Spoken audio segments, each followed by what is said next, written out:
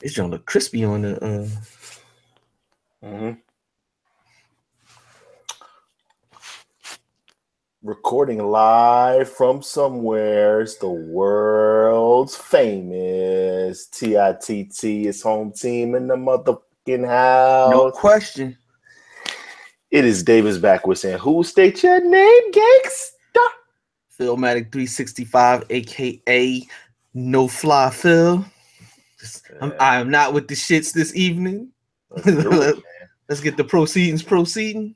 That's right. Recording live, courtesy of ourselves.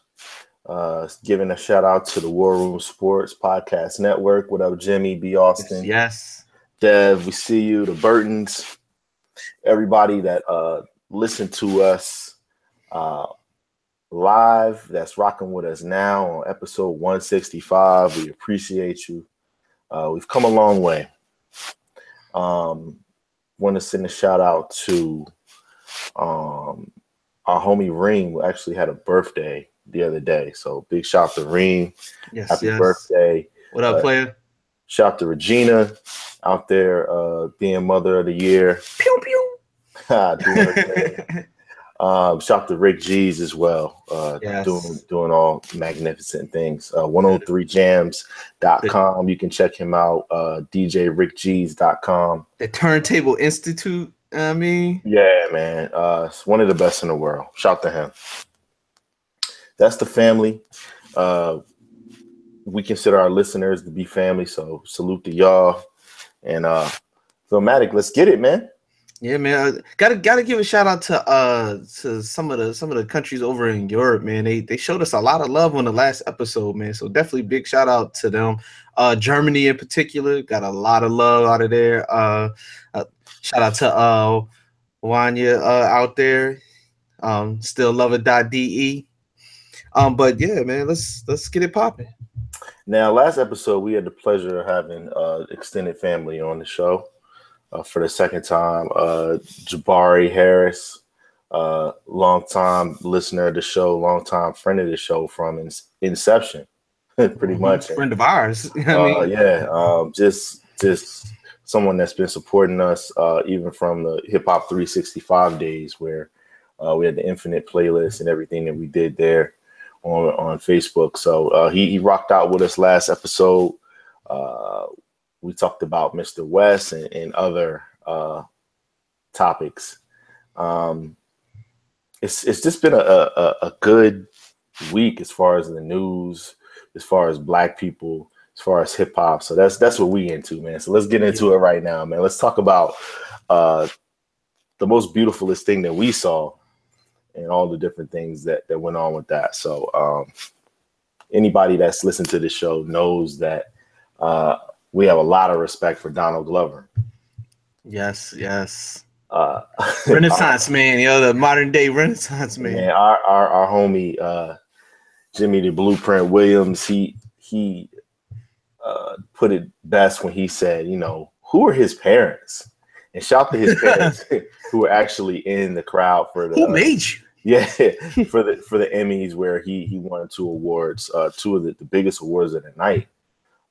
Lead actor in a comedy series and also outstanding directing in a comedy series as well.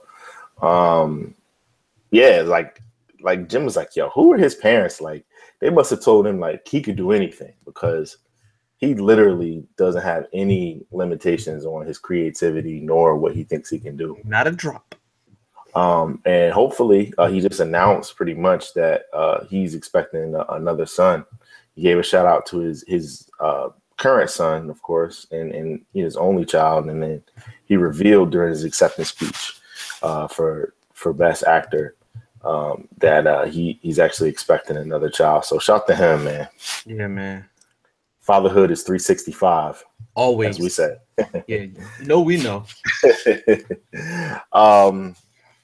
He just has more to strive for, but it was just a good night in general. And just in terms of that particular institution. Yeah. But speaking of 365, oh yeah, absolutely. But speaking of 365, who's had a really a better 365. You talking about with the success of Atlanta, Mm-hmm. the awards, the album is one of the best. Even though it basically was 2017, even though it dropped late 2016. Just all around. I mean, having a kid. He's got the Star. He got the Star Wars thing popping off. Oh shit, I forgot. I mean, Disney money is a different level, and then you factor in that it's Star Wars Disney money. Yeah, that's that's another kind of level. I mean, his 365 has been way too official. Yo. Yeah, and it's only going to get better. ATL or Atlanta. So used to saying still. Yeah, I know, right? Atlanta is coming back in 2018. It recently just premiered on Hulu, so I've actually been getting my rewatch on. I watched the band episode. It was rolling. That's the one he won the best director for. The Black American News episode. Awesome. As if he's not doing enough with that. He said that mixtape that the internet has been waiting for years with Chance the Rapper. Essentially, someone who was almost introduced to a lot of people as his protege, pretty much. Yeah. Mixtape is on the way, so that's something that people can look forward to in 2018. That's like super team up, yo. That's like Batman, Superman, yo. And Apple Music is definitely like, yes, let's do that right away. They Birdman hand running. Yeah. Sterling K. Brown, he's someone, at least in my household, he gets a lot of love. But my wife is a big fan of This Is Us, and we were happy to see him on Insecure. Even though he probably still is, spoiler alert, still at Molly's family house. Waiting for her to come back.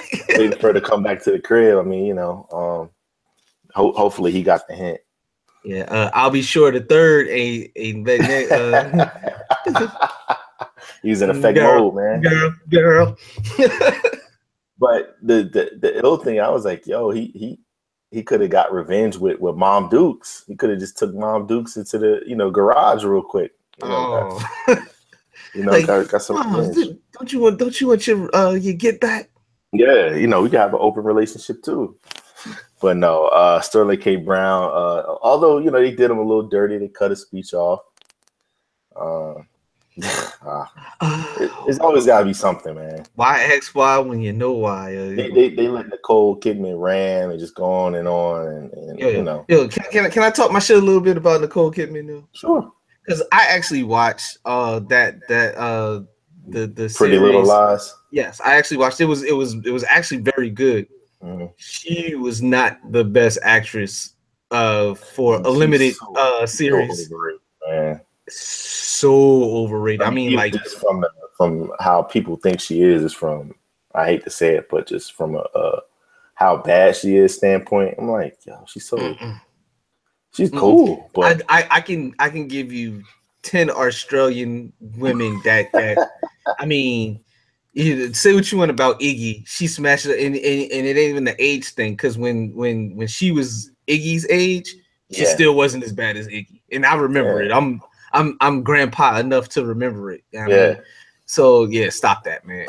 The chick that was in Hall Pass, that he could have got the Hall Pass with. She's from Australia. There's so many people. Elle McPherson. I'm skewing real old now. You know what I mean? But hold on. But just to get back to the topic, Big Little Lies, Reese Witherspoon's character in the actual show, she was nominated also. Way better than her. The chin, yes. She killed her role. Like it was, she had the I'm gonna say Nicole Kidman had her scenes because she won with Eric too from True Blood. He's always gonna be Eric from True Blood. Mm-hmm. He won also. Their scenes were the most were the most hard hitting, if you will.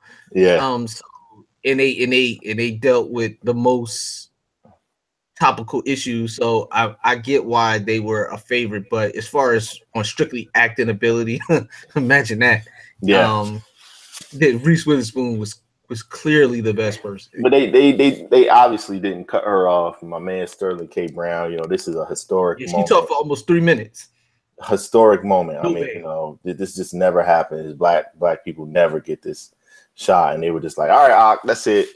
And then they praised the fact that he got to finish his speech backstage. Like, yeah. What kind of we gotta let him in through the kitchen shit is that? Yeah, like, man. Come on, man. Like, my man deserves way better than that, yo. Like, first of all, This Is Us is a way better show. That's one. Two, he did one of the things that's a rare feat, and the fact that it's a rare feat is a whole nother problem. But we have to say that for another time. My fist is turning black. It's turning into Common and Angela Ross' baby as we speak. Like, Shonda Rhimes kind of alluded to that. Like, yeah, it was nice for everybody to get recognized, and just know that we've been doing this for as long as TV has allowed us to. Before TV has allowed us to. Right. We were singing in the background. Literally. So there's more work to be done. It was nice to be included, but let's not glance over the fact that even still, like, it's just still not enough, and there still were some opportunities for some people to be recognized, but let's continue to get the work going. So it's good to see the OG who's about to be running things over at Netflix definitely step up and just remind people of man. And we've talked about this before, and I've commented on the show before. It'll be a great thing where we never have to say, well, we can't count it. Like if you still have to say this is the first time a black dude ever won, or this is only the third time in history that a woman has done whatever. Then we really did shit, and we shouldn't still be having these firsts. Like it shouldn't even be a thing at this point. I mean, but as I've been fond of saying for quite some time, YXY. Well, you know why. She said it's embarrassing. I'm gonna kind of just take it a notch down from that and just say that she said that all the hoopla about it is embarrassing. But I mean, you got to start somewhere. It is embarrassing, like you're saying, that the fact that it's all these first, and here we are in 2017. But I think the embarrassing part too is like Frank Ocean did, like as far as the Grammys. I thought what he did was awesome because he probably had one of the most highly regarded projects of 2016, but he didn't enter in his sophomore album for consideration, and he was just like, it's great for a time capsule in terms of in 2016, my album was one of the best, but he said that just the institution itself, just he didn't need that type of recognition from them, and I thought that was cool. Someone of his caliber. I mean, when his debut album came out, they put him at the forefront, but he felt like they kind of exploited him a little bit too. And as he did, as he got older, I think he realized what was going on, and shout to him. And shout to Shonda too. Like I said, she's speaking from a place of experience. But Donald Glover, my man Nas, from the night of, who got on my nerves, who got on my nerves for eight episodes. Why you get on your nerves, man? Yeah, because he could have moved a lot differently. He just got on my like everything that he did on that show. He just pissed me off, from taking the whip to going back with the chick to just everything he did was just something that taking the whip. I could. I mean, that's some teenage shit. Okay, I see that. Going back with the chick, like, come on, like you. No, I'm not. I'm the manner in which he did it, as far as like waking up and seeing that, and then running back and like once but like I could not fathom like falling asleep and you waking up and I mean she got the fresh Freddy Cougar. That was ill, but. Yeah, he just pissed me off. I mean, I doubt.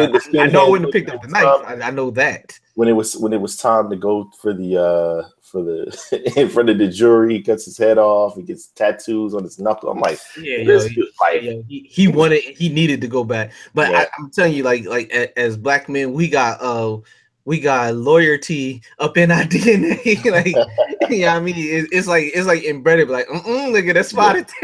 Yeah. Like it's not going down at all, yo. Like we know all the codes. Like you gotta get the porno face. All that stuff. You get the fresh black suit with the extra crisp double mint reversible slacks. Yeah, I mean you get real like corporate Lionel, yo. Yeah. But yeah, man, Donald Glover, Riz Ahmad, Sterling K. Brown, and Lena Waithe, who we'll talk about a little bit later. Shout to them. And shout to Issa Rae, who probably has the best show pound for pound on television. Yeah. If you ask me, we'll talk about her a little bit later too. But yeah, man, I love this type of inclusion. But again, like you said, why ask why when you know why? Yeah, several of the including herself plus several of the other cast members could have easily been nominated. Writing wise, they definitely should have been nominated. That was egregious that they weren't at least nominated. Mm-hmm. But we might have to change the title of the episode to "Why X Why When You Know Why." Yeah, but no, it feels like that kind of situation. If anybody can tell, I'm not obviously the TV watcher that Phil is. Shout out to the On the Couch with the Wilsons, but when I do find a show, especially anything that has to do with black folks, I'm watching it. Like Issa said, everybody black. Everybody black. That was a quote of the week. Who you rooting for? Everybody black. She's like, so sincere, yo. I am. I mean, like, I am. I mean, that's like my permanent mood in life, yo. Like, yeah. Shit. I be watching the Real World Challenge number 30, still rooting for the black people. Like come on, Anissa, you can do it. So we like to give a shout out to the ladies because attention cares if don't nobody else cares. That's right. We all came from a woman, got a name from a woman, got a game from a woman. Oh yeah. You know how it goes. So we're going to tell you about 4 women right now, as we usually do about this time. The first woman that we're going to talk about is Deshuna Spencer. Yeah. She is the founder of Quality TV. Automatically, when we first heard that, we said, yeah, I was like, Talib got Jaqui? I can't say it. Quality. But Arabic. Yeah. So no, not of Reflection Eternal fame, but Quality TV is something that she puts together that she's basically trying to let everybody know that there is authentic media representation for Black people, and it does matter, and it's something that is available. It is basically featuring content that comes from North America, Europe, Latin, the Caribbean, Africa, and 98% of the films that have been official selections at film festivals, and they're also just award-winning things from all over the world that sometimes we don't see because we are, like I said, we only get the Insecures, the Atlantas. And, there's only a couple of those, but you have this young lady here who has basically a whole network devoted to this. A whole platform full of Blackness. Yeah. It's pretty amazing. I mean, to just see this type of things, it is going to be available. Chromecast, Apple TV will have an app as well. Am I like jumping the gun and saying like this feels like it needs to be like a title partnership, like somehow, some way? It really should, right? That would be like to be able to bring some of that to the title audience. Yeah, when Tidal gets that Apple TV app, Watch out. They need it. I feel like there's 3 apps they need. They definitely need to be on Apple TV.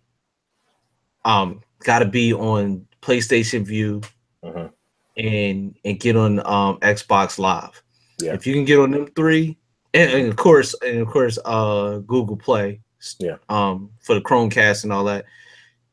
But if you can get on those 4 platforms, we out of here, baby. Yeah. You can check her and everything that she has going on out at quali.tv. Media and I want to check inquiries. it out. It's pretty dope, man. Like you really there's a lot that you can choose from. Like you said, different regions of the world where there's excellent film, and that's not being really talked about in our entertainment field. So me and Champ, we were kind of skimming through that. We definitely going to kind of dive in this weekend and see what we see, man. She said that's why media perception and authentic representation matter. It is critical that as a community we control our own narratives through media ownership, so that we don't have these moments where Sterling K. Brown is up there trying to say something and they say, "Oh, that's enough, Negro. That's it. Time Cut out. it out." And that gives us more than just the VH1s and the BETs and the TV ones and centric. Shout out to Revolt though, that's still doing this thing. Yo, I like Revolt, man. I just feel like I know what they need, but that's a whole nother convo.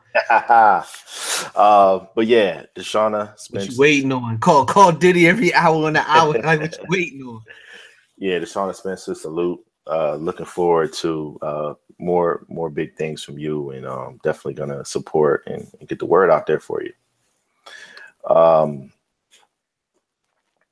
Issa Rae should have her own network, man. I mean, Shonda basically had ABC on lock. Shonda that was Shonda Land. Shonda Land.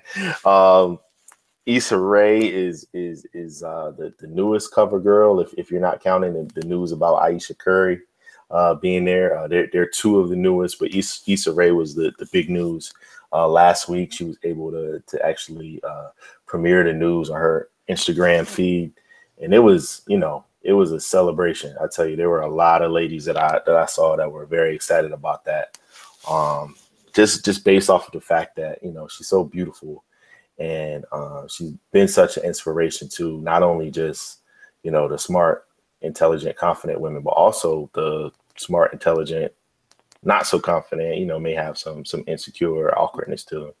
Yo, I love her because she, like, her show is supremely authentic. It almost feels like if reality shows were really real, that's what I imagine that's what they would be like. Like, I feel like we're like spying on her real life.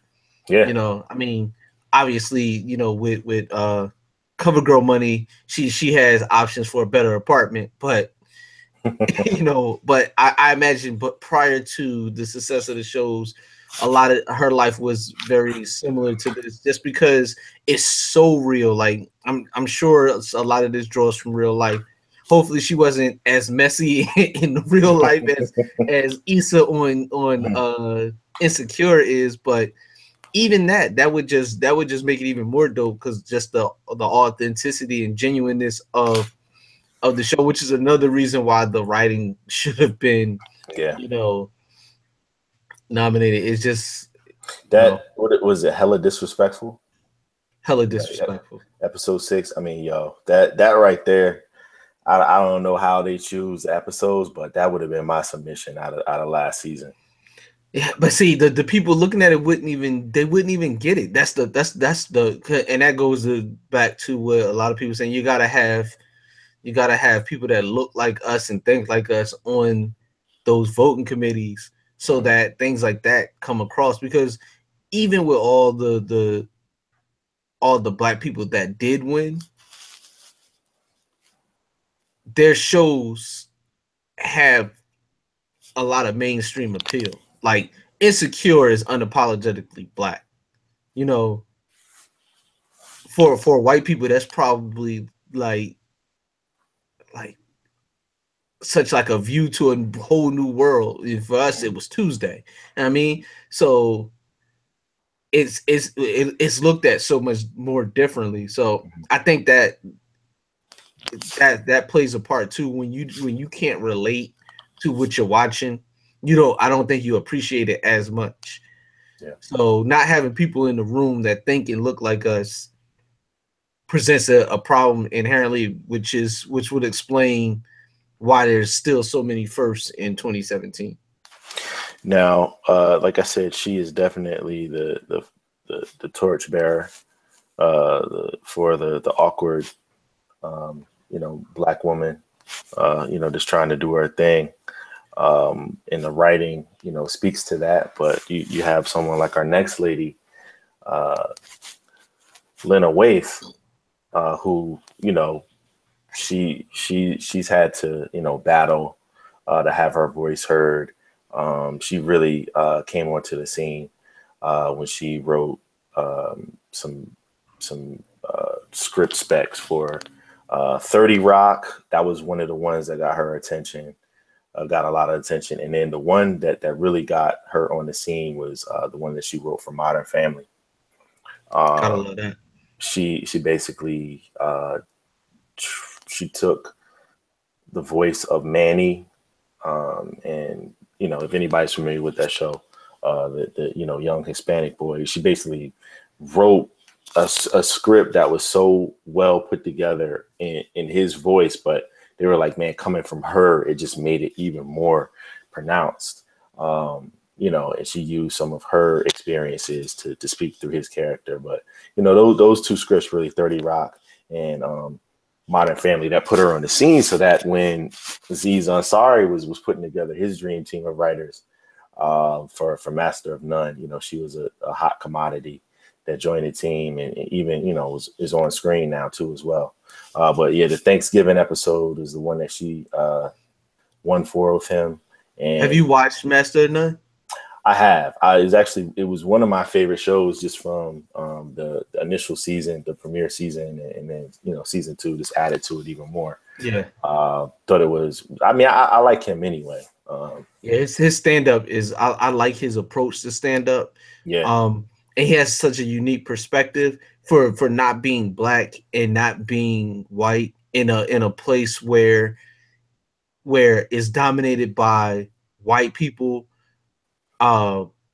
In most aspects, except for all the cool shit and all the flavor is dominated by black. And he's like one of those people, and he's being an Indian kid that's from South Carolina is an ill aspect in and of itself. And like just that like when I think about that in my mind, I was like, yo, like talk about fish out of water. They're like, you doubling down. I was rocking with him when he was Tom Haverford. Yes. Parks and Rec. Parks and Rec was that work, yo. Yeah. But like she said in her acceptance speech, Lena, she said, Indian kid from South Carolina and, queer young lady from the South Side of Chicago, get together and, they look like a premiere at Eddie Honcho. So, they did their thing, man. Shout out to D&D. Yeah. It's just great just to hear these stories, not to just see the same old. And Lena, I mean, she has a promising career ahead of her. This is definitely going to just add to. Maybe she'll get one of those Shonda deals too. Yeah. Yo, one of the things that I liked about her, she gave the ultimate props. She said that she is still a little bit torn because she just feels like the Cosby Show raised her, and A Different World raised her too. Like essentially, without those shows, she wouldn't be who she is today. And it's a shame that this generation and the generation to come will have a lot of difficulty relating to that. Just he because saved more than he raped. Yeah. It's tough though, man. Yeah, It's yo, tough. no, it's. I mean, as I mean, we have mothers, we have sisters. I have a daughter. It's extremely tough. Like, Yeah. I was super like critical, even when when it started getting to like 10 women. I'm like, come on, dog. And then it ended up with like 53 or some stupid shit like that. Yeah. I was like, yo, this dude is. Yeah. That can't change the fact that what the Cosby Show as a beacon of hope for Black America in the 80s, in the early 90s, what it did, you can never change. In a different world is the reason why we probably even know each other, because I'm sure that's part of the big reason why you went to Hampton. No question. I know it's a big reason why I went there. No question. I mean, we've had that conversation, of course. It was embedded in my brain at a young age, too, like that there were these types of situations and institutions like this, and of course, it was local for me, so I kind of knew. And my parents met at a HBCU, so it was already.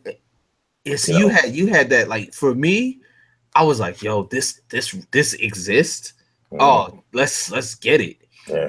And then just linking up with Walt and B. And Dion was like, yo, is a no-brainer. But yeah, that a different world did that. I mean, because I knew I was going to meet Mia Whitley. I mean, right. So Lena, she gave a lot of props. She does. If anybody listens to her interviews and follows her, she gave a lot of props to those two particular shows, and hopefully she's able to maybe come up with something that's similar to it, because it would be so nice to see, just something of a modern, more contemporary, in a more contemporary space that harkens back to that, and it can can help this generation. So big shout to those three, and last but not least, man, we are sending a big black fist of power and appreciation to Jemele Hill. For all the courage that she's put out, and she's someone who gets a lot of flack on the internet, social media in particular. I mean, there's no other word. There's no other word for me to put in. But yeah, nothing but fuckboys come at her all day, man. Like, her timeline is I really be wanting to like get my get my hacker shit on, like put your location up, because like with me real quick. Ugh.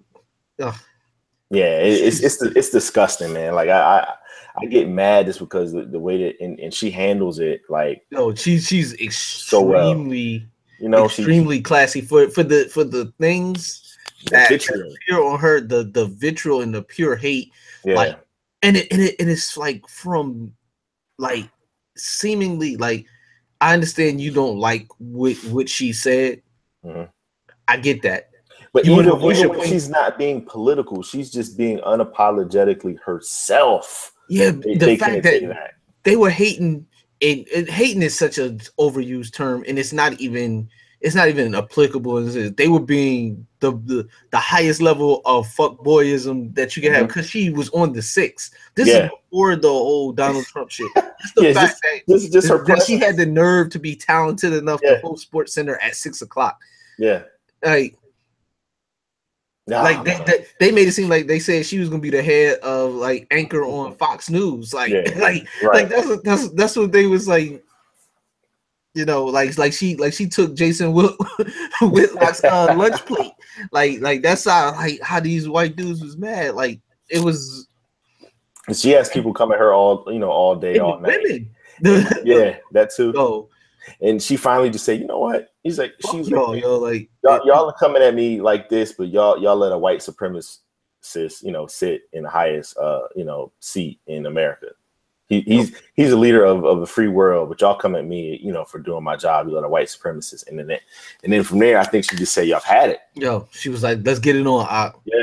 Yeah. So because when you bust it down, she didn't say she gave her opinion on her own personal time on her own personal space. She wasn't on ESPN's airwaves calling my man a white supremacist. She wasn't representing ESPN when she called dude a white supremacist. I understand there's certain kind of language in her contract that like it can be legalese down to say that, you know, it was against the code of conduct or whatever. But come on, dog. Like, you got politicians that said the exact same thing that she said. You know, other people like The View. You know how long I've watched The View. I mean, I've stopped watching this for several years now because it just went to shit. But even if the times when I am happen to be home and I turn that shit on, they say whatever. They're owned by the same company, right? So I understand that it's their job to be opinionated. Yeah, but come on, the some of the shit that people that work for Disney have said on that show, and still came back the next day. And she can't say what is actually, when you look at the facts. I know that's a bad word in 2017, but if you look at the facts, it's some real shit. Yeah, it's true. There's truth behind what she said, whether you agree with it or not. So, man, yeah, big shout to her. All that shit, man, and yeah, big up to Jemele, man. She's been nothing but classy, if you ask me. And ESPN, I want to get the Twitter right. It was ESPN Media or ESPN whatever. It wasn't the regular ESPN Twitter account, but they was like, we know she knows what she said was inappropriate. But I'm like, no, telling you to eat a dick is inappropriate.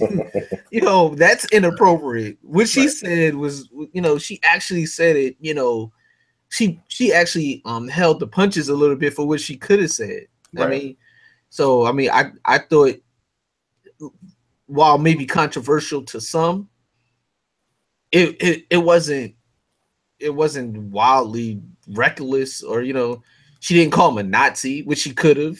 Right. She didn't call him a member of the Klan, which she could have. I mean, and her resume speaks for itself. She's, like you said, she's at one of the most prestigious spots in terms of the hierarchy of at one of the most prestigious media companies in the world. Yeah. She has what you would consider the top spot, if not. I mean, the only thing I think might be higher is Scott Van Pelt's 11 o'clock spot. And then one last thing that I'll say about this. The other part that this also goes to show so many people's ignorance that they don't understand or even know what white supremacy actually is. If they understood what it actually is, they would understand why she said what she said, and what she actually said was factually correct. Yeah. Like, despite what you think it means, it's an institution of power that he's the head of, and his decisions show that. You know, his appointments on the Supreme Court, his willingness to not, you know, speak against, you know, for all intents and purposes, the, you know, actual Nazis and Klan members, to accept support from the former head of the Ku Klux Klan. And then you really can't say former, because once you know, I mean, see, I was about to say something that was probably going to, but yeah, once you go hood, you can't never go back, yo. So there's no such thing as former Ku Klux Klan in my personal opinion. So yeah, he was, you know, he might have stepped down from his position of leadership, but he's still, you know, emeritus in those you know, black hated streets, yo. So yeah, but she definitely it was good to see her colleagues hold her down. She had a great pick. of some of the NABJ cohorts that she has, just posing for a photo with her and said they came to check on her and just make sure she was good. Shout out to Mike Wilbon, who lended his support when not even prompted. He just was like, yo, I'm always gonna rock for my friend. Yeah, he said I'll stand with her anywhere, everywhere. Let's do it. Yeah, yo. Part of me on the low note things, Mike Wilbon, yo, he might throw the first trash can at Sal's if it got down to it. Yeah, with a tucked in jersey, yo. I mean, he's seen a lot, man. I'm sure, he is from the south side of Chicago. Yeah, let's not. And in his travels and everything, you know, he's had to battle against a lot of bias. And in a different form of media, he was in. I'm sure he was in a lot of situations that Jemele finds herself in now, exactly. being a black writer in a place where there's very, very few. Yeah, you know, he might be the only black dude in the spot, except for the dudes on the field or the court. So yeah, man. Shout out to Deshuna Spencer, Issa Rae, Lena Waithe, and Jemele Hill. We salute you guys, and you have ladies. You have joined a nice crew of ladies that we put together. We're going to do 35, 40 deep now. Yeah. We're going to do something special towards the end of the year to just highlight all the ladies that we've spoken about, because they just don't get enough credit, and we're here to change that. Filmatic. Absolutely, man. I love it. Now, Jemele got into a little bit of trouble on Twitter, but it wasn't anything that she couldn't handle. She handled it like a G. Can't say that about the arguably the best basketball player in the world. Maybe what LeBron do now? I said arguably the best basketball player in the world as far as. And I said, what did LeBron do now? As far as Twitter. Are you talking about Kevin? Yeah, or now he's affectionately known for this season as Catfish Durant. KD 35. Yo, I like Kevin too, but this is making me making us not want to meet each other, man. So here's the cliff notes. So Kevin, he's been very active on Twitter, quote unquote, clapping back. He even sent a troll 3 pairs of his exclusive sneakers after the troll said F him, and he asked for the trolls. Hold on. hey, if that's what it's going for in the streets, we make sure. Hold on. Fuck Kevin Durant, man.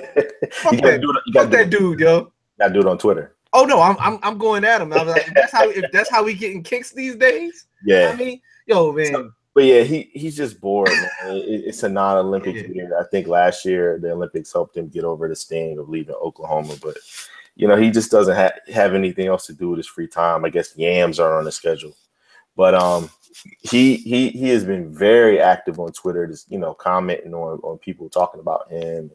Just nitpicking someone of his stature as far as where he stands in the hierarchy of the NBA. Like, it's just unprecedented. He's arguably a top 25 player ever, and he's interacting with the common folk as if he's Ramon Sessions or somebody. I haven't said it in a while. Not Ramon Sessions. Shout out to Ramon Sessions. Yo, I haven't said it in a while, but KD, look at me in camera one. Who hurt you? like for real, yo. Like come on, man. Like, he got in the hot water this week, earlier this week. Basically what happened was he has his regular account that has millions of followers, and he has another account that he made comment to his friends and family. The secret, not so secret account.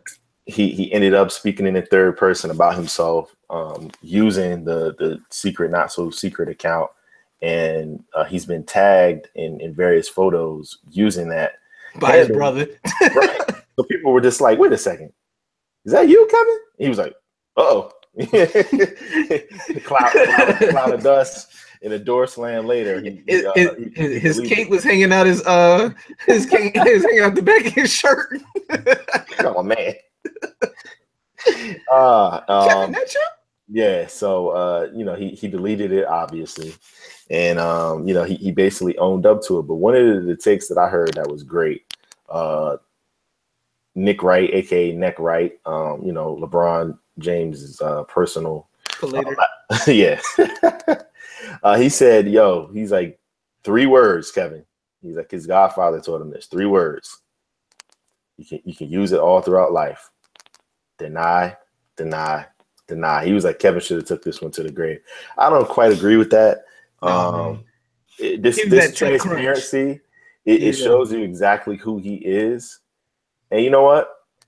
You know, he realizes that this is the last straw. Maybe he does need to fall back and focus on hoops. So 3 cheers for 0 Dark 35 that will be coming up.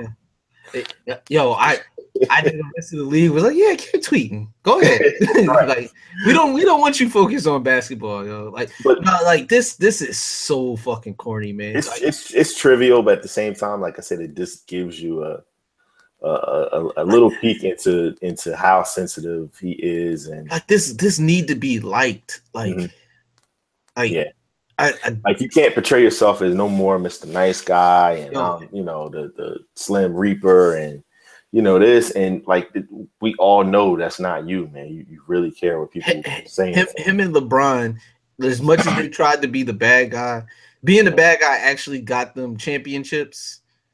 But they don't. It's not them. It's not in their DNA to be the bad guy. They have a inherent need to be liked and accepted by the majority of the people, because you can just tell, like, you know, like, and it's funny, man, because I guess I've been the underdog pretty much my entire life in most aspects.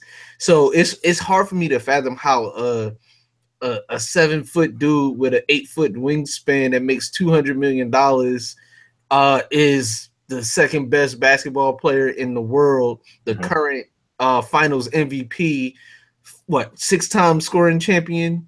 Give or take a couple. Yeah, give or take a couple. After you get 3, it's like, oh yeah, it's the same. You're like you said, one of the, you know, arguably one of the best, you know, top 25 all time. He's an alien. Like, what the fuck is the problem, yo?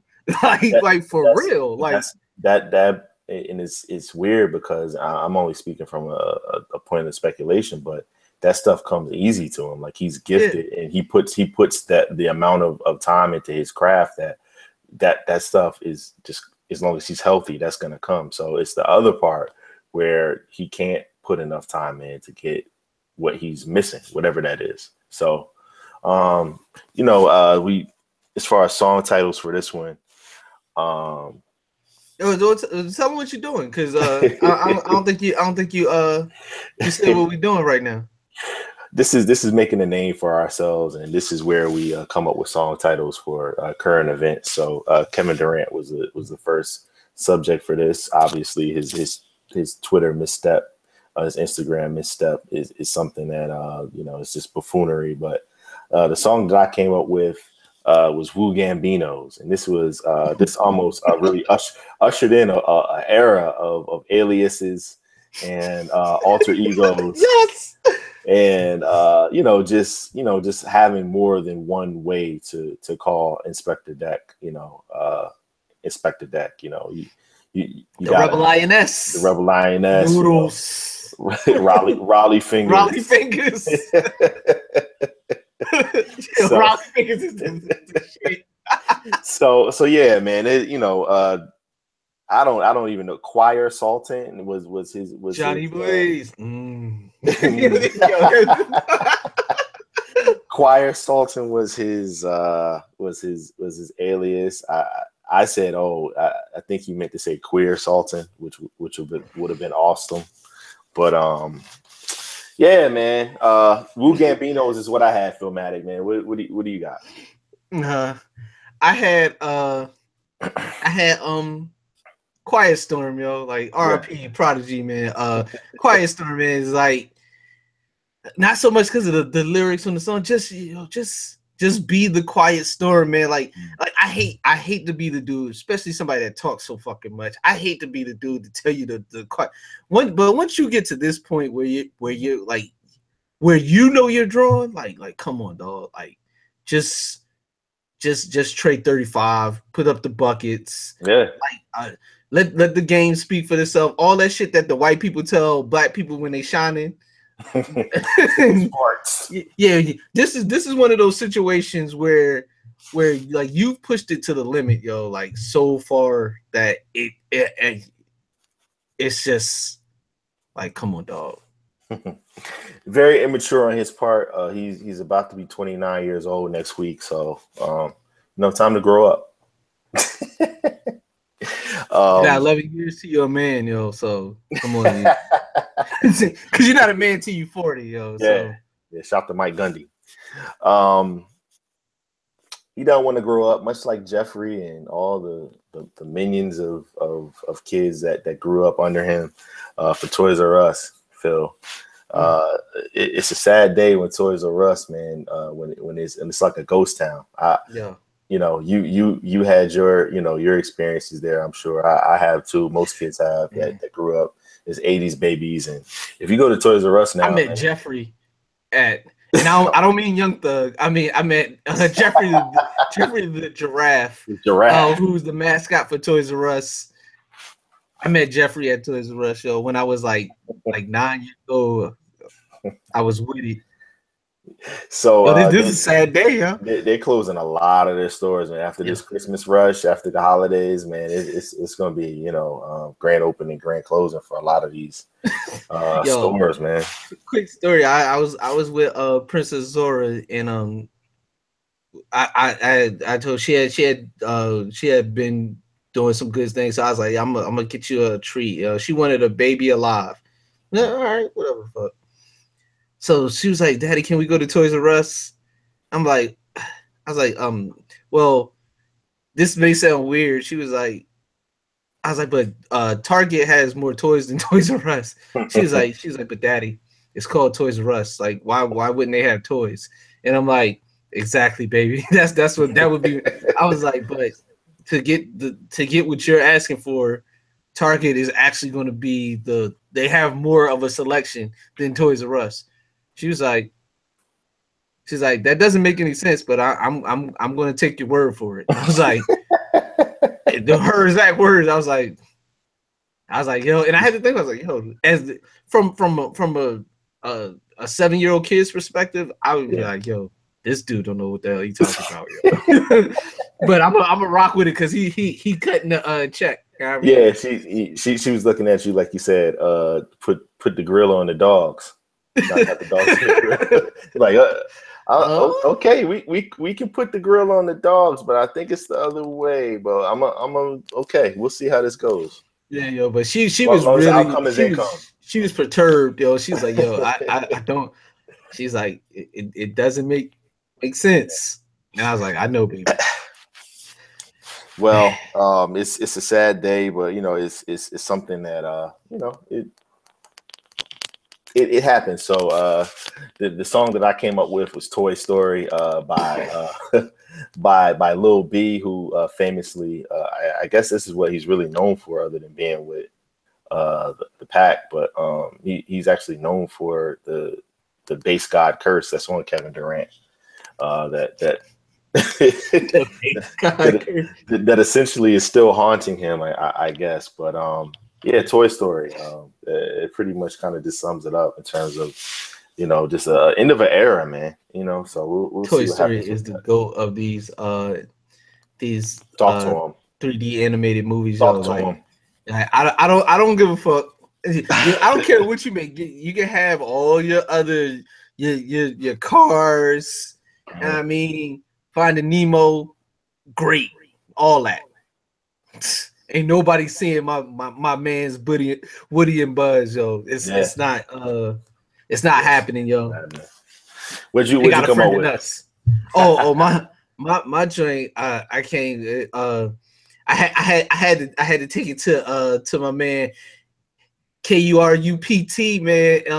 It's over. It's over. It's not. Yo, it's a Rizap for Toys R Us, man. R.I.P. Latina Reed too, by the way. But, yeah, for sure. But yeah, man, I've been in it. There's a Toys R Us on Military Highway. Very was over there. It is like yeah, yo, little Lego tumbleweeds going by. Man, listen, bad, yo. That particular store that you're talking about, I had some of my best moments as a child, like in that parking lot, like not just in the store, but in the parking lot. Like, walk with me on this one. Like the two best moments of getting a toy aren't actually in the store. It's no doubt. It's pulling up to get the toy. That anticipation. Right. And then leaving with the toy. Like, getting the toy itself wasn't as important as those other moments. So that parking lot, like I when you mentioned that particular store, I just like got in the time machine and went back and just thought about like all those moments that I had, like pulling up there, knowing I was getting something, and then leaving with it. And just those two feelings, just incredible feelings for a kid, man. I had that same feeling a couple of times and never mind. Yeah, I mean, but no, I knew the exact feeling that you mean, because for me it was Toys R Us at Cedar Square, right on at 309. I mean, up in the city. So like that was in that little Technicolor wall that they got. Like Toys R Us was that work. Yeah, man. Shout out to my homie Yusuf, who actually got to do he won a shopping spree at Toys R Us where he got to take a shopping cart, the ever elusive, and just go through the aisles and throw shit in the cart. Oh, he won one of them joints. So like, yo, lucky kid, man. Yo, that was Game Boys. I mean, remember the Game Boy? The black and white joint that's like a iPhone -10. Yeah, I never owned a Nintendo product, but I did that. That was one of the things. You never had a Nintendo? Nah, I always had Sega. I had a Master System, Genesis. So you never had like the original NES where you had you had to prostitute yourself to get your games to play. You mean that? No. Wait a minute. And you know what though, it was so crazy too, because like I'm like, why? My mom was on that, be different type stuff, I guess. But yeah, I had the Master System. Are you kidding me? Not a Nintendo. Are you kidding me, yo? Like looking like a fly toaster. Yeah, like come on, dog. Yeah, like, nah. The kids don't play though. Shout out. Yeah, I mean, I can't relate. So how's you play Tecmo Bowl? Like you had to know. Somebody had to have one. Yeah. I mean, kids in the neighborhood had them. I didn't have one though. Yo, man, that was actually one of like Double Dribble, Tecmo Bowl. Like that's what made me kind of want one. But yeah, never got it. Like you don't know the joys of being in the middle of a game and that just be going, and you like damn near bursting into tears. Like, I was the kid with the Sega. Yeah, yo, my cousin Brandon had a Master System. We used to play that shit. Was called, I think it was called like Great Football. Yeah. That's exactly what it was called. Yo, we used to get it in, yo. Yeah. I used to keep my stats in a notebook. Oh, yo, he's nerd out. All we did was kept like our win-loss joints. Like we would literally play for hours. There was only like 6 teams on the joint. Yeah, just hours. And they had colors, no names, just colors. They had like generic names like the Bombers or some shit. Sure enough. So yeah, Toys R Us was where Master System was at work though. Yeah, no, it was great. As far as 16-bit goes. Yeah. It was like one of those things. It was actually a better system, but it just didn't have the love. Like controller iPhone was better too. Like iPhone and that other shit. Yeah, whatever that is. Yeah. What up, Jim? Grand closing, man. We would be remiss to get away from this segment without talking about someone who's finding a way to just make himself even more famous. out of all the tweets and posts that Kevin Hart has put up, he's sending kids to college. He's, you know, motivating people to be active and, you know, hustle Hart shoes and all the movies that he's done. The one post that he's put up that has over 5 million views right now is the one where he is apologizing to the public and his family publicly about his public notice the word public tryst that he's been having, that he got caught out, and I guess people are trying to extort him now. Yeah, Kevin Hart is out there, man, and apparently his business is too. But he hustling backwards. Yeah, so you know, aside from, you know, how I may feel about his stand-up comedy, his movies, I do respect him on a very immense level. But the song that I picked was "Still Feel Me," because that's by Jadakiss.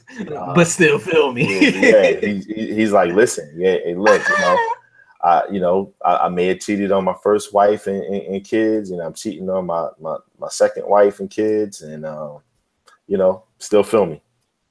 And I just put, yo.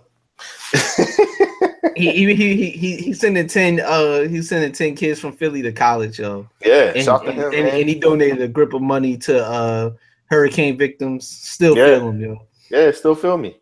Yo, man. Still go see the movie. That's a personal issue that him and his wife, you know, at the end of the day, if she's good with it, I doubt she's good with it, but if she can accept it, you know, who the fuck are with it? Like, exactly. I don't care what they do. I mean, I really don't care. Yeah, like it ain't. I'm here for the jokes though. When they took his video and they made the remix out of it. I mean, I'm here for that. No, but the way that the video started, yo, it's just hilarious. So like, like, yeah, and he's an intelligent dude too. So he knows. Like he knows. He knew what he was doing. He's trying to, like you said, he's trying to be a billionaire in the next 5 years, and billionaires don't worry about what people have to say about them. And you know what billionaires also don't get? What? They do not get extorted, which was my song, Mobb Deep, Method Man, Extortion. They sure don't. That shit's not going down. Be like, oh, word, you want what? 10 million? Oh, put that shit out. I'll up my Q rating by apologizing. Yeah. And sending yo, but if cheating on your wife will get 10 kids from Philly to college for free, I mean, line them up, yo. It's a whole bunch of links in the bio that's ready to get taken down by to get hustled by Hart. You know what I mean? Yeah, see that's the thing. You could tell the paper's different though. The bag is different because links in the bio, like at this point, that's not even his. He's going for the Armenian, Well, obviously really, he slipped up because like when you on a certain level, man. I'm saying this to like the Black Chinas and stuff like that. Like he's not rocking with those, but he like the chicks that don't have a link in the bio that more so it's like, what do you do? And it's just like, oh, I just date rich men. There's a link in, like, yeah, I swear everybody on House Hunters, they are high class, like escorts or assassins, yo, like because they like, yo, I pick flowers, I grind them up, and I make crowns. So what's your budget? 8.2 million. Like, I want to buy a flat in Tribeca. Let's go. Like, you'd be like, what? like wait a minute. Like, well, this here only costs 500,000. Oh, great. We still have another 400,000 for renovation. We can get the Picasso, baby. like how like you move weight in your past career, yo. You like these dudes are like really like secret agents, and they just got this expendable income, and they gotta have these bullshit jobs, so like they can just dip out and nobody will be like, well, Yeah, he collects mole hair and But yeah, man, so ridiculous. shout to Kev, man. Yo, hey man, hey, keep doing your thing. keep doing your thing for the people, man. Yeah, Yo, keep making people laugh. Keep sending kids to college, man. Keep yeah, man. helping people get healthy. He's gonna Get them NDAs though, cousin. Get the he's gonna do the NYC marathon coming up later this year. So yeah, man, he need that. Yeah, that Chappelle Show skit. I know it was just a skit, but that's one of the realest things ever, man. Like, get the NDA, yo. Get this Kobe. Well, maybe he can get some wisdom from a young lady that has a Say project, it, a project that's coming out. Say it, Vod. At the end of the week. Yeah, she's one of the best MCs in the world, and hopefully Laila's wisdom. Maybe there's something on there for him, man. I'm looking forward to it, and I hope he is too. Real rap raw. Rapsody, we are anxiously waiting this project he got coming out. We're gonna play something right here.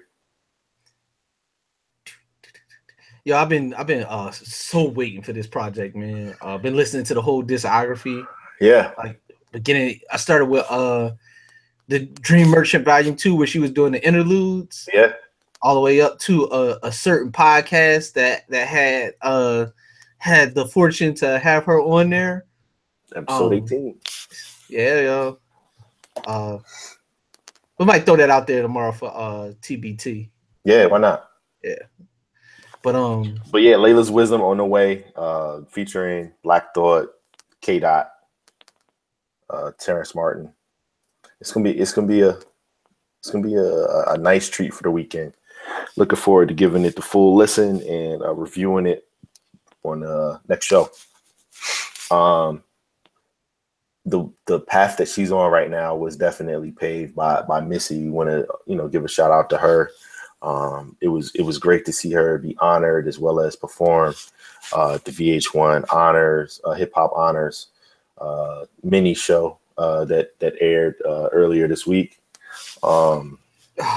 They call it a mini show because it was like 48. Is that really what they called it? Like, you're lying, right? No, that's what I call it. Oh, I'm about to say, like, I was like, if that was the real title, it was like 43 minutes. I was like, yo, somebody's gonna have to owe me a rumble, like.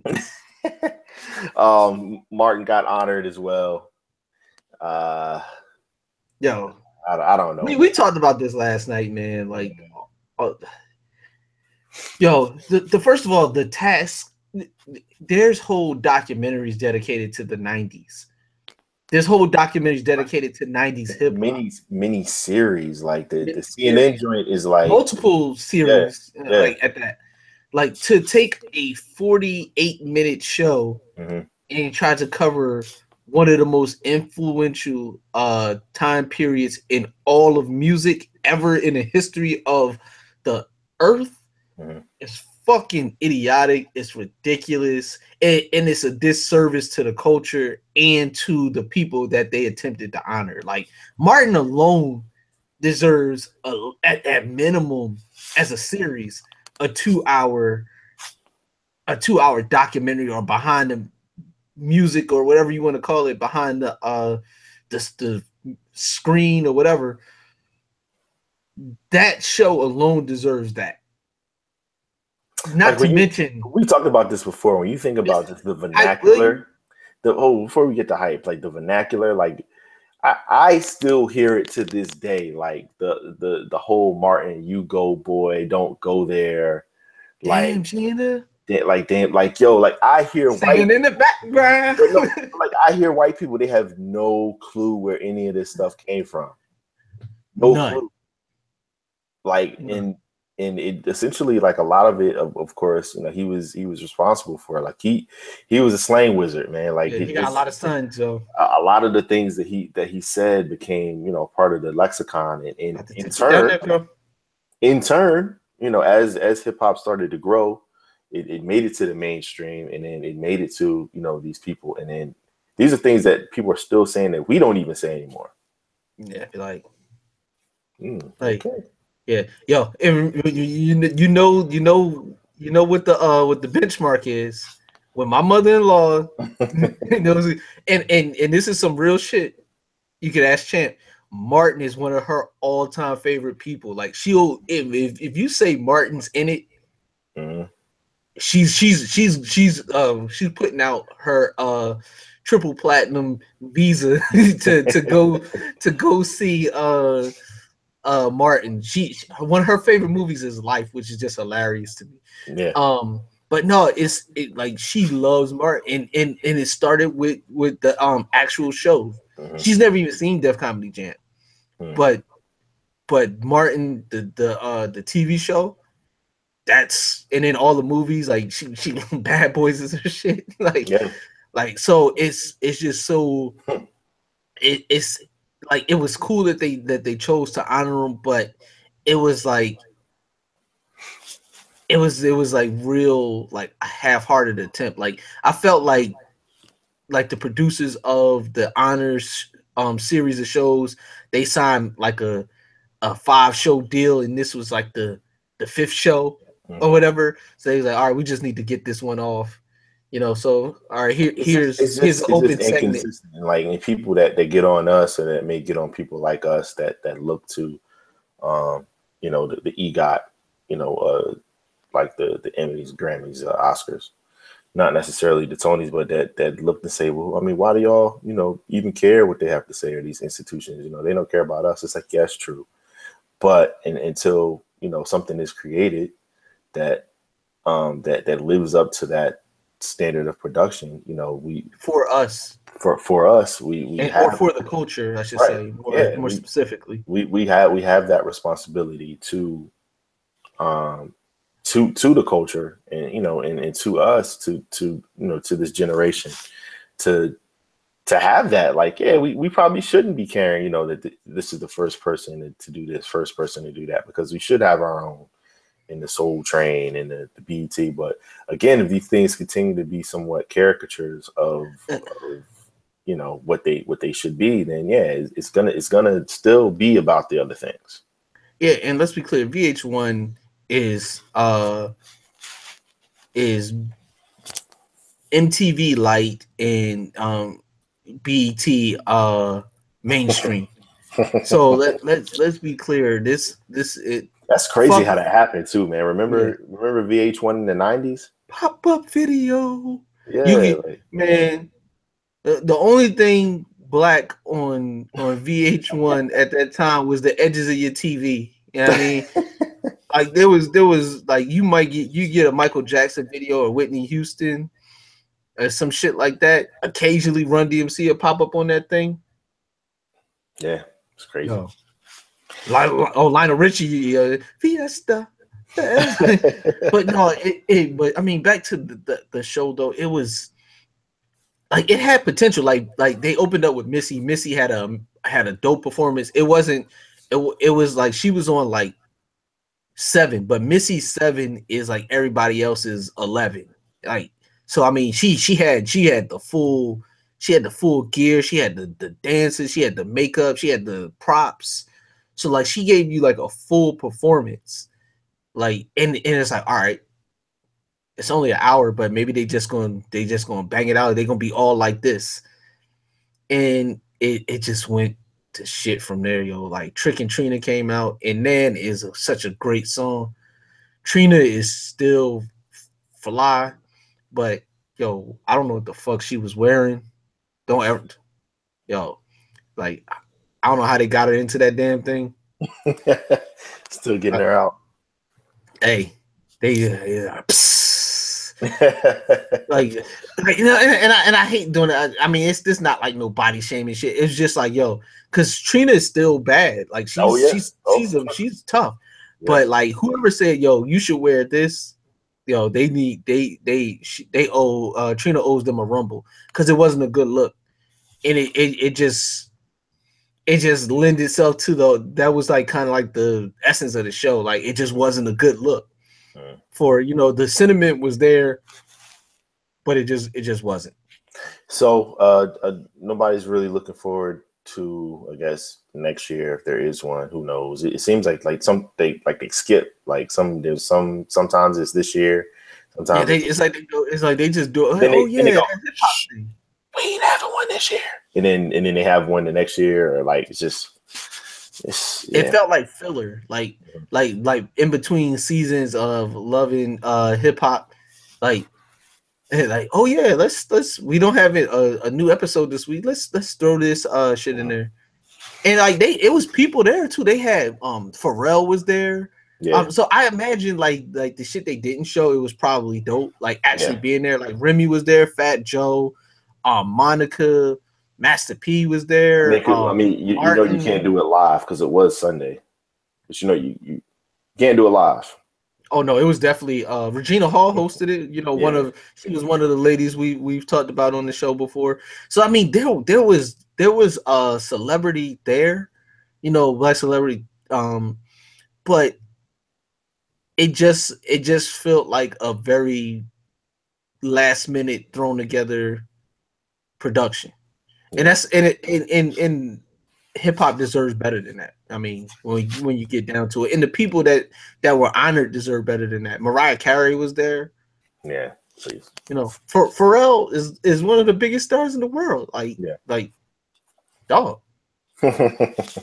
he did give, I guess, a speech. I guess that got a little bit of notoriety, but yeah, I mean, and it was dope. Well, speaking of bad TV, you know, the Super Bowl halftime show is something that, you know, has been attempted to be perfected over the past 52 years, and I think they've gotten it right like maybe like 4 or 5 times.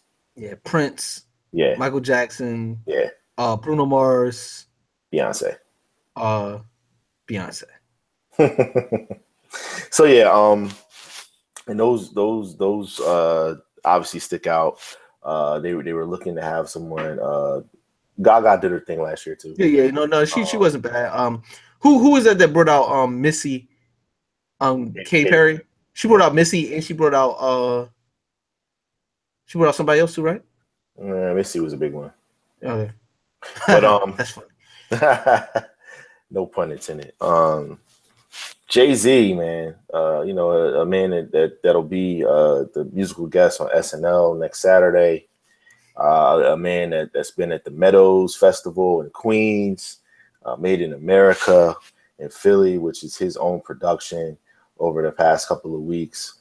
Been very active. 444 tour will be coming to a city near you starting in October. But he said no. He said no. I'm not with this. NFL, you can have it. So he turned down the offer to do the halftime show. Phil, what do you think about that? They were trying to use the big homie as a pawn, yo. Like they was like, hey, you look, we still like black people. Here's Jay-Z. Like that's what I really feel like they were trying to do. Like this was 100% PR move, because when he was the biggest, most popular rapper in the world, you know, they didn't offer him this. They let him open the show when it was in New Jersey. Yeah, you know, like essentially his backyard, literally. Yeah. They didn't do it. Yeah, he opened the show. Like they did Run This Town as a Super Bowl opening. I don't think they've done one before or since a Super Bowl opening. Like just give that man the show. Like, but now they need some goodwill for the black community because how they treating my quarterback, and I think that was the attempt. So I'm glad he turned it down. Like as a fan of hip hop, I would have liked to see a hip hop artist be the Super Bowl halftime show. He seems like the obvious choice, but not under these circumstances. It's like you know, it's like you getting with the joint you want, and you know she pass out. You never want it like that. You should never get it like that. Like that's not how you want the girl of your dreams at all. This is not how you want this. So when they you know, maybe in the future when you're limited to two-hand touch. You know what I mean? Maybe we'll get little Aside will be up there for halftime show. I don't know. But yeah, I'm glad he turned it down though. Yeah, it'll be interesting to see. I mean, for years I've been calling for this. I thought the New York Super Bowl was at 48. I thought that was a perfect opportunity. Didn't go. There's no such thing, Vod. There's no such thing as a New York Super Bowl. You said it right the first time. New Jersey, but you know what I mean. Like, it seemed like the right idea. But yeah, here we are. I like that he did that. I wanted to get one last thing before we head towards the end of the show and ask you, man, like, how do you feel about there's two things that are very popular on social media right now besides links and bios. The ladies, getting body painted. That's like the trend the past couple of weeks. It's been pretty cool to see. Veganism, people, talking about how many days have been vegan and, the plates of food, that they're about to consume, and shaming people about not boycotting the NFL. That's like one of the most popular things in black circles right now. All right, I'm gonna tackle all three. All right, first of all, body painting. Yes, keep that. That's a win. Speaking one of the most famous body paintings ever. Like the one on your shirt, real life, Benita Applebum. Yeah, that was amazing. Yeah. Get two of them. Salute. Yeah, yo. But so that's that. Vegan, that's a it's a lifestyle choice. It's definitely a lifestyle choice. I support anybody that does it because like it's becoming an accessory now. I like things often become belts and purses at some point where they're not doing it for the health benefits or because they're against the unethical treatment of animals. It's just some shit to put on the gram. So if it helps add on years to your life, whatever. Even though some of y'all probably don't need years added. Never mind. As far as the shaming, that you knew that was gonna be a thing. I don't give a fuck. You're not gonna not shame me. Yeah, I already said that I was watching the games. It doesn't matter though. Like what I watch don't entertain you. Like chill. What I eat don't make you shit. You know what I mean? So all and the thing, the constant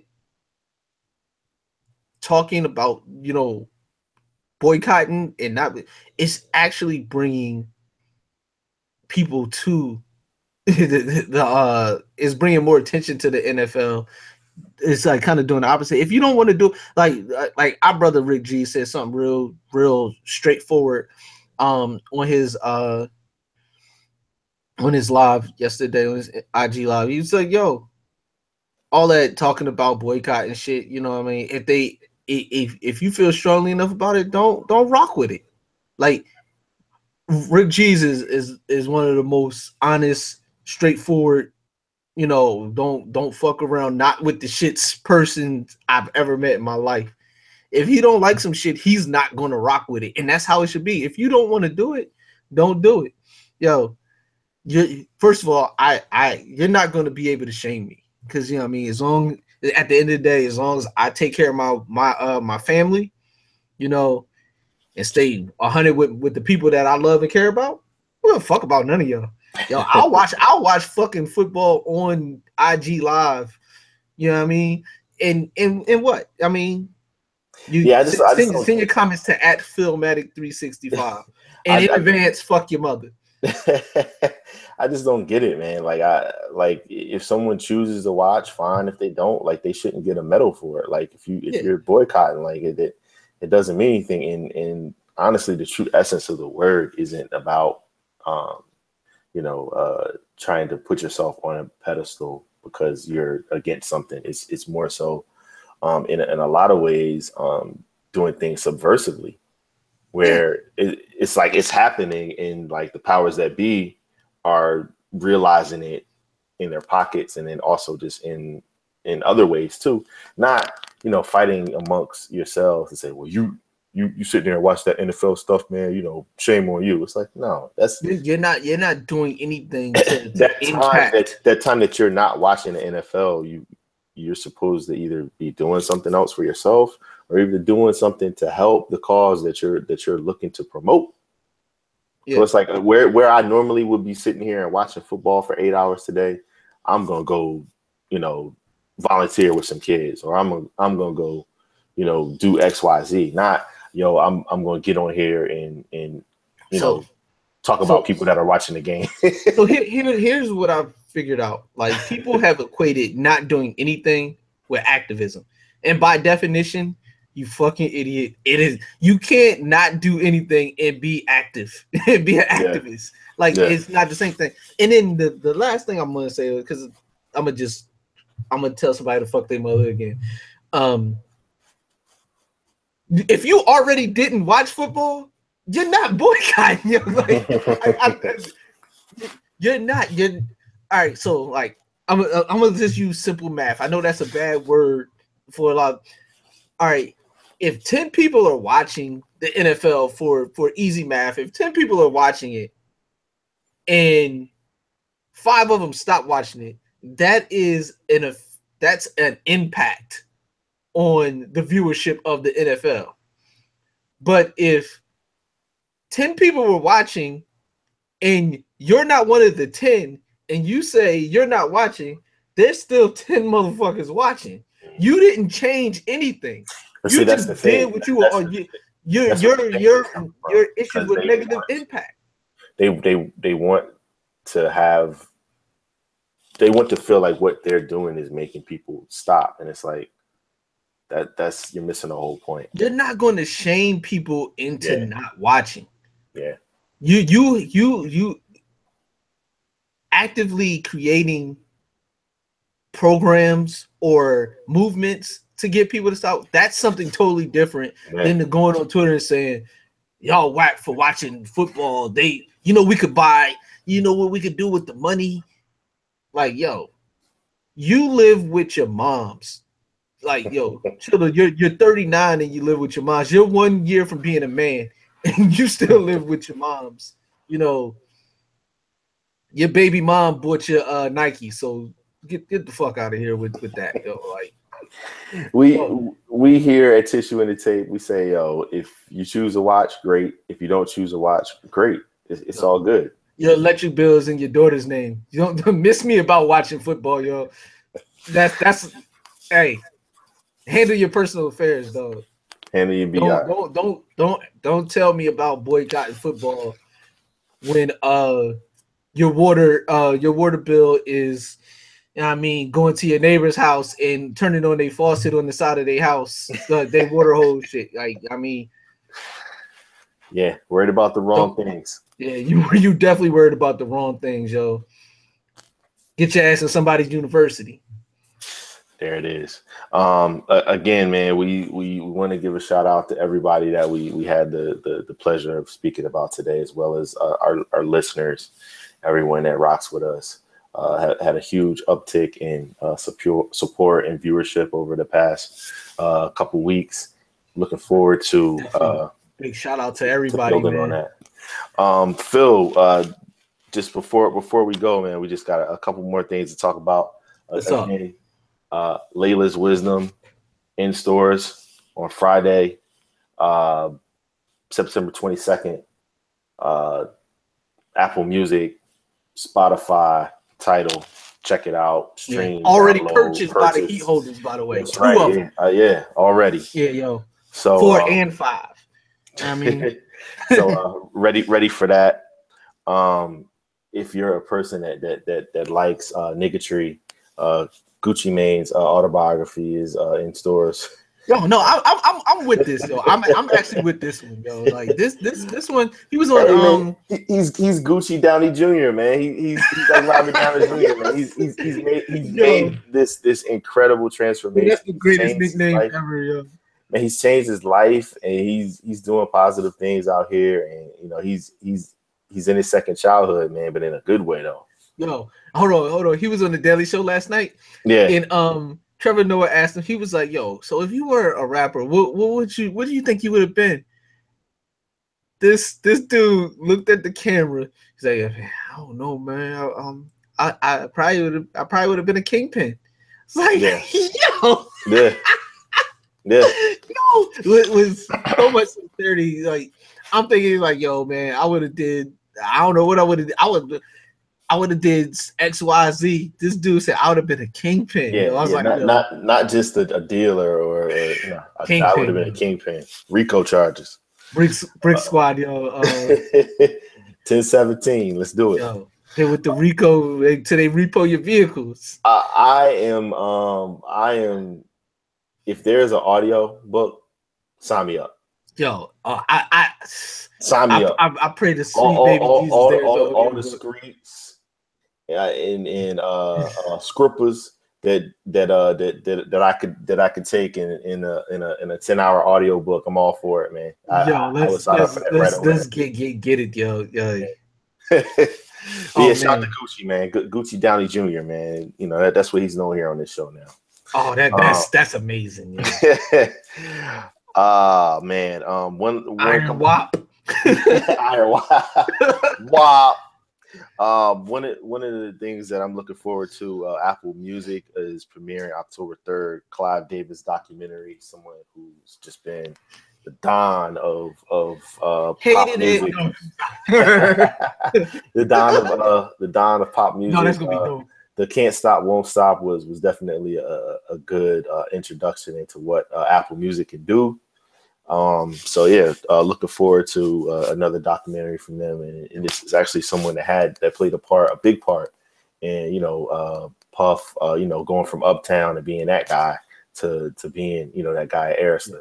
Aretha Franklin, Alicia Keys, Whitney Houston. Yeah, man. So much of our culture, Clive has played a part in. Yeah, Tony Braxton. Yeah, I mean, just the whole LaFace. So that's Outkast, TLC.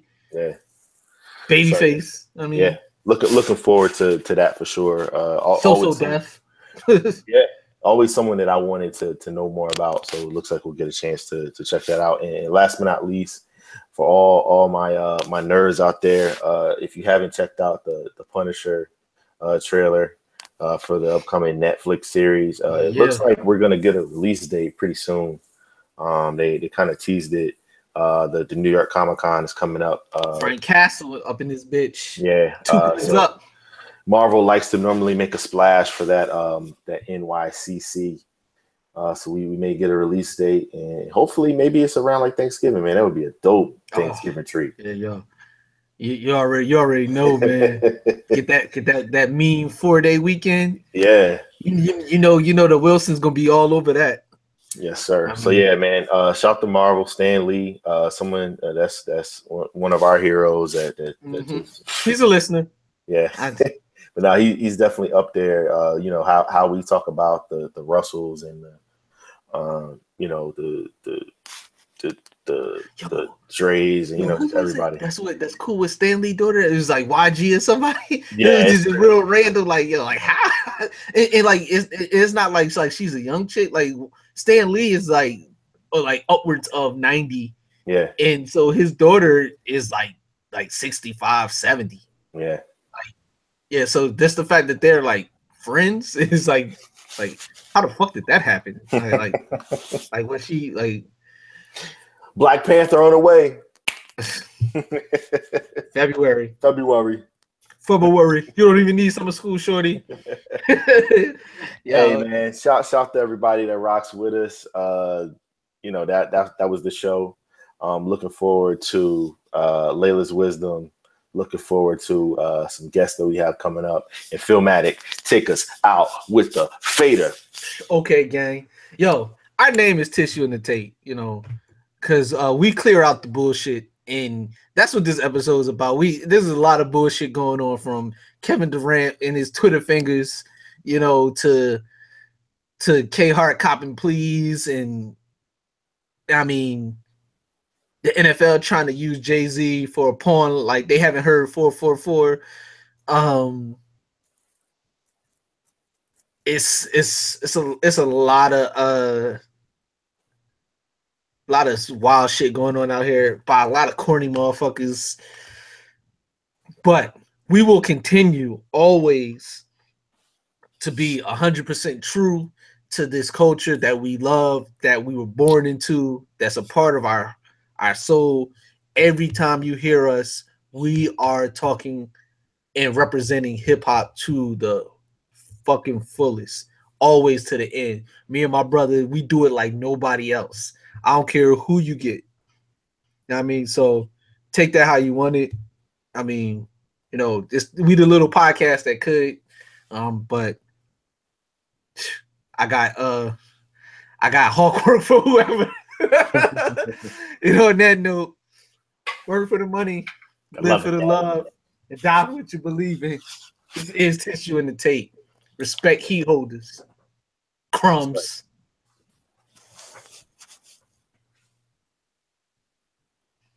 Yo, I was real angry on this episode, yo. That's good though. Yeah.